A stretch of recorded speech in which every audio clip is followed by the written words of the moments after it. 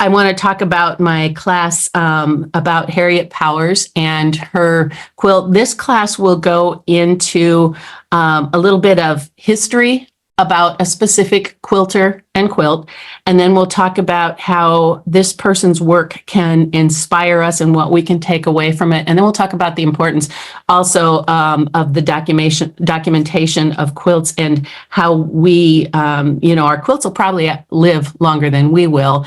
And so by documenting them, we learn a lot, or we offer people in the future to learn a lot about us and our lives. So the specific quilt we're talking about with Harriet Powers is her Bible quilt. And Harriet was a woman born into slavery in 1837.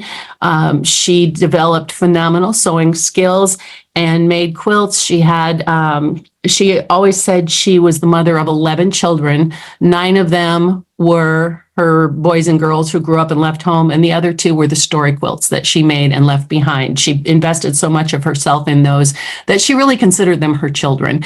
And I think a lot of quilters feel that way too about what they create, because it is such an essential part of you when you put your creativity into something and then you share it with the world.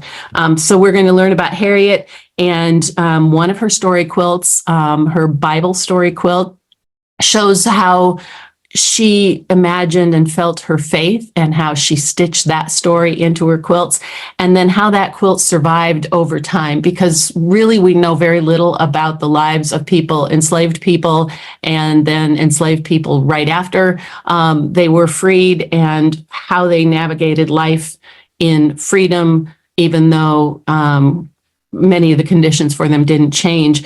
But we'll see a lot about her life. And then what we'll see in her is how she was somebody who really privileged creativity and innovation over the technical profession. She wanted to share a story, and so she was finding new ways and new techniques and ways to express what she wanted to say. We'll see how her life and her work really transcended the trauma of slavery to speak to all of us today, even though that trauma is infused in the work. And we're going to see her as a woman in her time who used tools and fabric and things that were available to her at the time, how she took that and really created a piece of herself that lived into the future. We'll also talk about a little bit of a scandal. 100 years after her quilt was made, it had been acquired by a collector and eventually put in the Smithsonian Institute as a really great example of American artwork.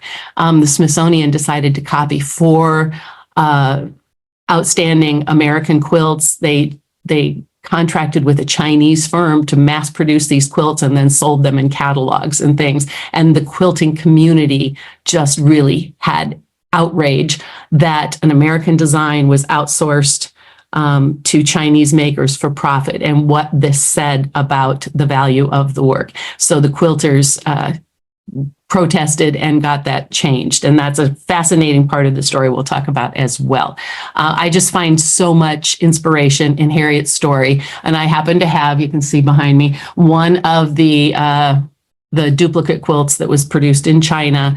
And we'll use that in class and talk about Harriet and her long-lasting work and the documentation of her quilt that makes it possible for us to learn her story today. And I think that's important for all of us, because all of you, as you put your life and your hands and your creativity into your work, the story lives on and is so important.